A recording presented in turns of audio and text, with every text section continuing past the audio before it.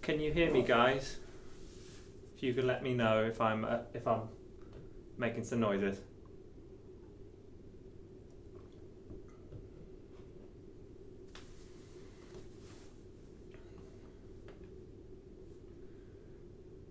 Is that looking right?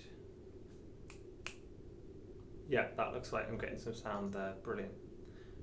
Okay.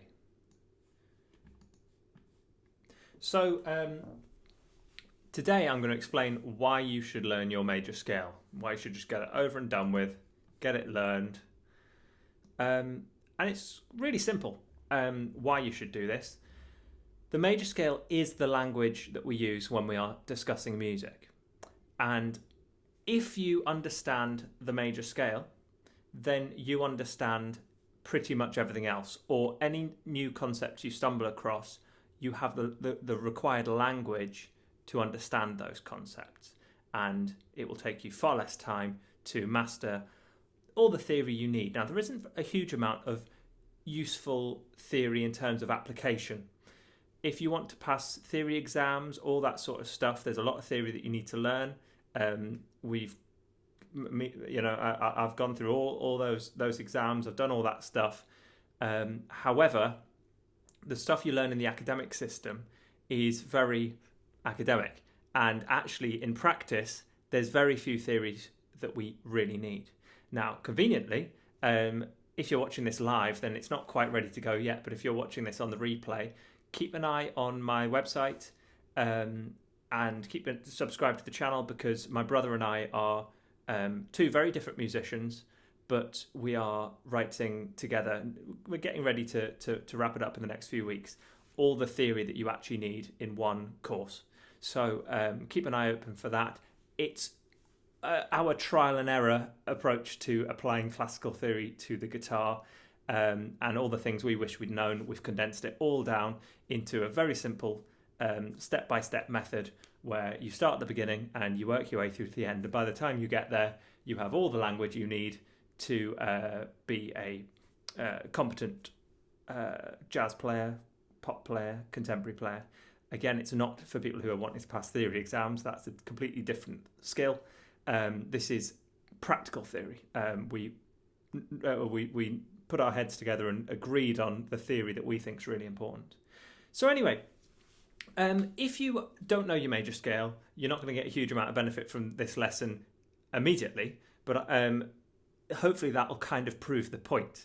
If you're sitting there thinking, what on earth is he talking about? That tells us that you don't know your major scale well enough. I have a very popular video, put it up here, I think it goes in this corner, on the after this has been live. I'll put a card up there to how to learn your major scale. Get it done, put yourself out of your misery, and you'll be able to understand all this stuff. So the major scale is the language of music. It is the assumed norm. So if someone asks you for a C chord, it is sensible for you to assume that they mean a C major chord. If they ask you for a C chord and they then get annoyed that you didn't play C minor, that's on them. That was their responsibility to correct the assumption. Okay? Everything in music is assumed major. There's one exception to that, which we'll talk about today. But everything, bar one thing, is assumed major. So if we know our major scale, we can construct all of these very common things that we're going to go through today. These are daily occurrences in music. And if you don't understand these, and you don't know your major scale, these are going to be beyond you. You need to understand your major scale. There's only 12 to learn, and all of a sudden, all of this will unlock. That's why you need to learn your major scale. It unlocks everything else. Major chords. Major chords can be described as the root, the third, and the fifth. Now, what we mean there is the root means the starting note, the third note, and the fifth note of your major scale, all played at the same time, gives you a major triad. A minor triad just means a 3-note chord.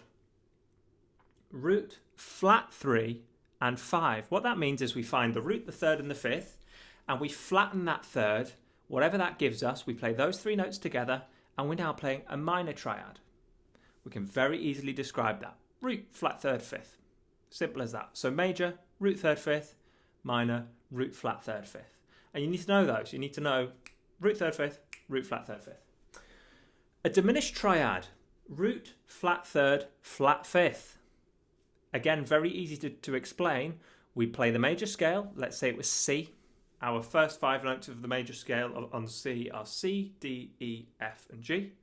A diminished chord, or diminished triad, I should say, would be C, the root, not D, E flat, the flattened third, not F, G flat, the flattened fifth. So we've got a diminished triad there. Root, flat third, flat fifth, I should say. And augmented, which is the opposite of diminished. Root, third, sharp fifth. So again, it would be C, not D, E, not F, G sharp, because it's the sharpened fifth, the raised fifth. So those are our triads. Now, I've got quite a... one of my more popular videos on my channel is about triads. I've had a few comments about my definition of a triad. Now, it's not my definition of a triad at all. The traditional, academic definition of a triad is those 4 triads. Contemporary musicians very often describe triad as any 3-note chord. Now, in the classical system, they call that a tetrachord or a trichord. But by all means, check the Wikipedia article, and it'll discuss how some contemporary theoreticians, whatever the word is, apply triad to any 3-note chord. I think that's a far more useful, far easier. I try and keep things as simple as possible, although it might not seem it sometimes. So when I say triad, I mean any 3-note chord. If I say major triad, then I mean that, and if I say diminished triad, then I mean that. I'm aware those are the 4 correct, theoretically correct triads, but I use it more loosely. And most contemporary musicians do as well. Next up, sus2 and sus4. All these mean is you replace the third with whichever number it says. So again, in C major, a C major chord would be C, E, and G. E being the third note of the scale. Remember, it's not the third note of the chord. It's not C, E, and G. It's C, D, E. So it's the third note of the scale gets replaced with, in this case, let's say it was C sus2, with the second note, C, D. So you would play C, D, and G. And that's a sus2 chord. Let's say you want to play a sus4 chord. You would simply replace the third with the fourth instead, which is C, D, E, F. So instead of playing C, E, G, which would be a major triad, we'd play C, F, G, which would be a C sus4. Okay, so sus means to replace the third. Now, because we've got a sus on the 2 and a sus on the 4, those are the most common susses, we also sometimes over describe add 2 and add 4. Okay, what that means is keep the third in and add, like it says, so you'd end up with a 4-note chord. So if we had a C add 2, C means a C major triad. That would be C, E, and G. And we would add the 2, which is C, D. So we would have C, D, E, and G, a 4-note chord. That would be a C add 2. Okay, so because we understand our major scale, this language is very easy to describe. Now, earlier I said there's only one thing in music which is not assumed to be from the major scale. And that is when we are talking about the number 7 in a chord symbol. Okay? In a chord symbol, if you see 7, it means the flattened 7th. So if you see C, which means C major, C7 means C major with a flattened 7. That's the only thing in the world of music that is assumed flat, or assumed minor is what we would call it. Minor is one step lower than major. So that chord would be C7. The C means C major, so that would be root C, D, third E, fourth F, fifth G, C, E, G, A, B. So our 7th note is B, but C7 means C major with a flattened 7. So that 7 wouldn't be B, it would be a B flat. C, E, G, B flat. Okay? That would be a C7 chord. If we want, in that instance, if we want B, normal B, we would have to either use a triangle or write major or major. We don't tend to write the whole word out. If you see the word major in a chord, you know that it's referring to the 7 because we don't need to say anything else is major. Everything else is assumed to be major. So if they've bothered to write major, it must be to correct the assumption that something is minor. And that, of course, means that the word major attaches to the number 7 because it's the only thing that you need to tell someone is major. Everything else, it's on them to understand that it's expected major.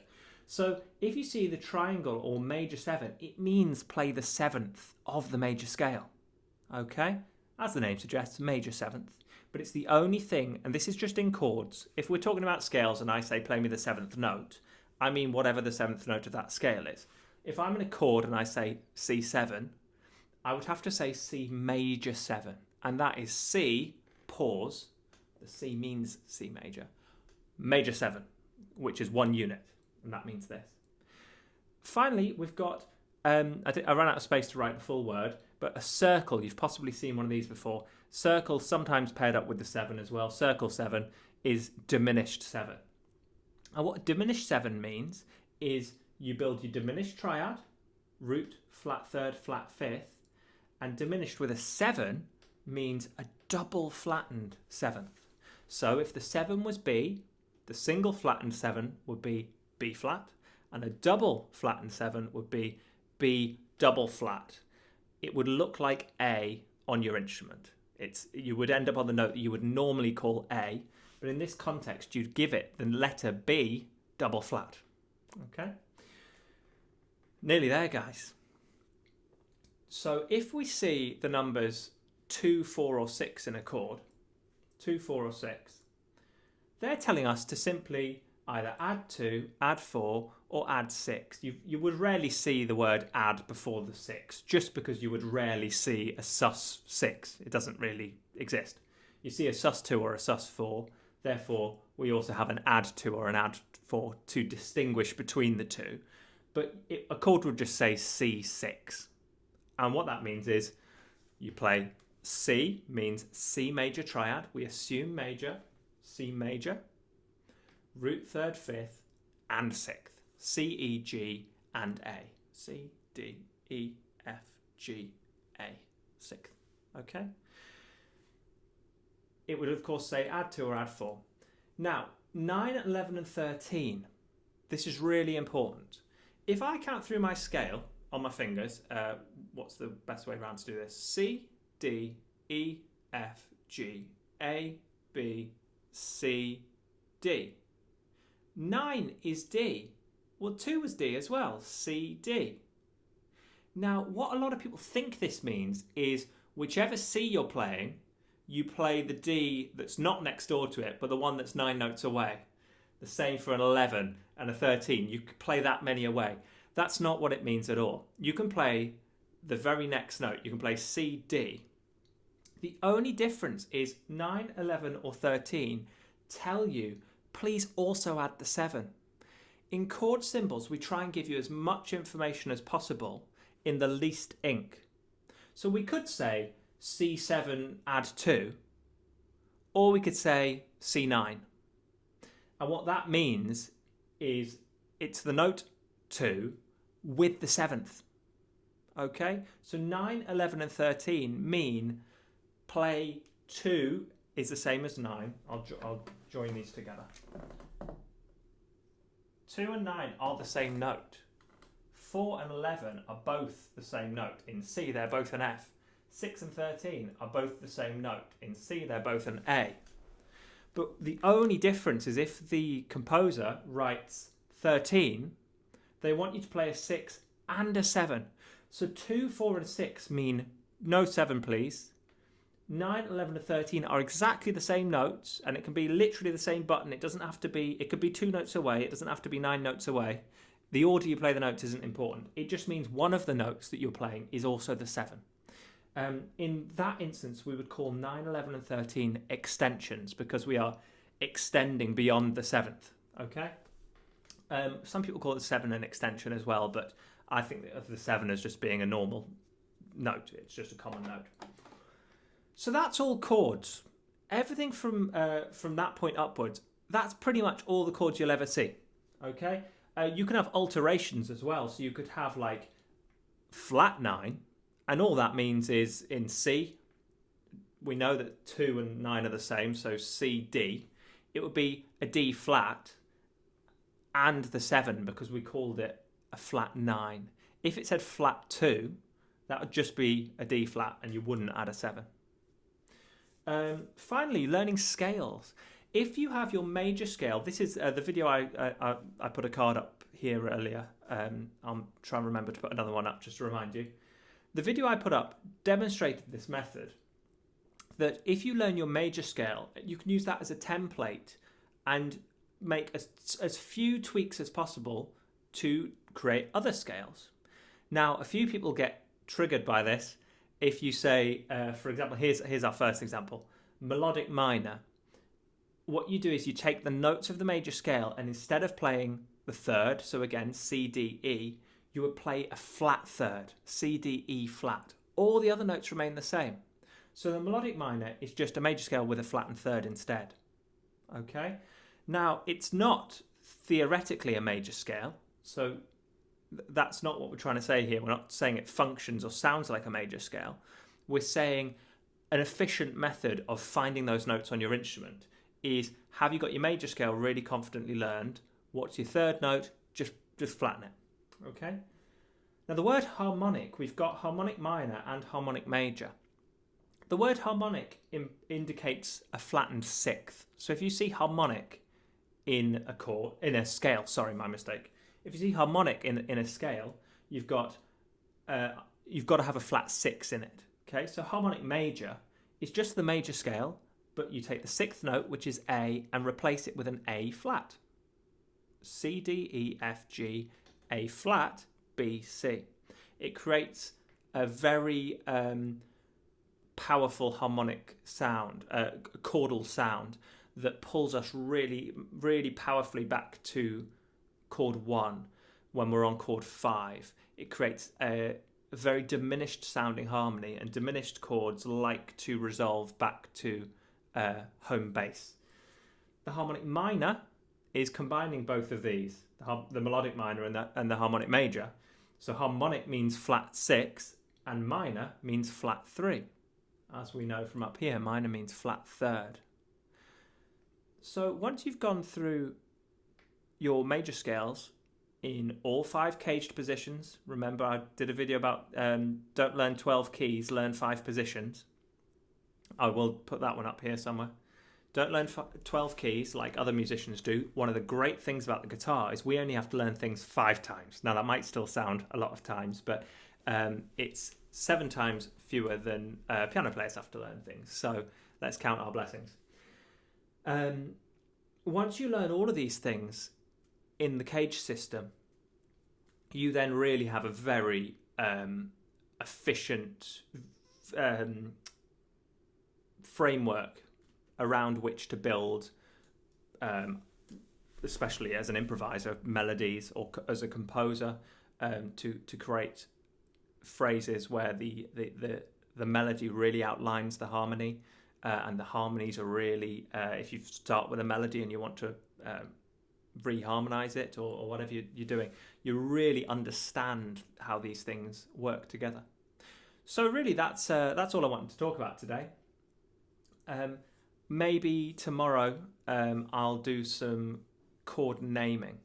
I'll just wrap it up by saying, if I like watching productivity videos. It's one of the least productive things you can do is sit and watch productivity videos because, of course, by its very nature, you're sitting there doing nothing. But Tim Ferriss, 4-Hour Work Week and 4-Hour Chef and all these other books he's written, one of the questions he asks experts in any field is, if I only learned however many things, what are the most important things, basically? If you could only learn 3 things, what would they be?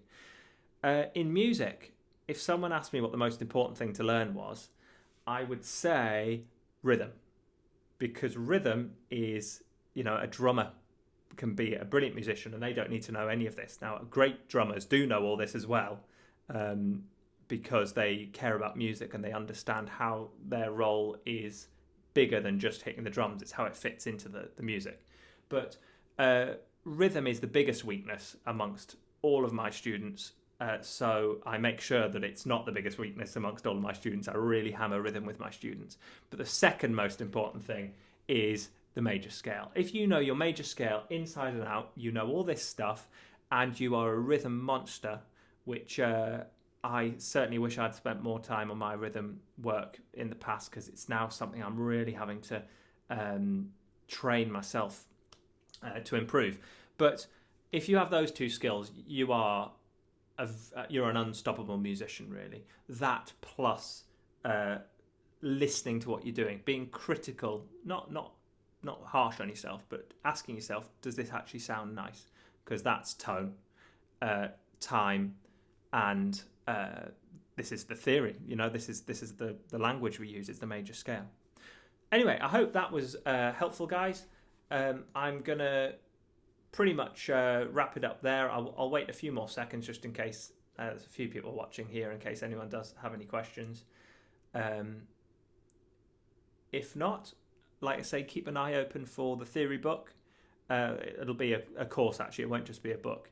And we cover everything that my brother and I, who we didn't really live together growing up. We were at different music schools all the time and all this sort of stuff. So we had a pretty different education. We went to different schools, and we're very different players. But it's the stuff that we both have come together and agreed upon, as being really essential. Okay, so on that note, guys, I'll call it a day. Look after yourselves, keep happy and healthy, and let's use this time wisely and do some serious practice. Cheers.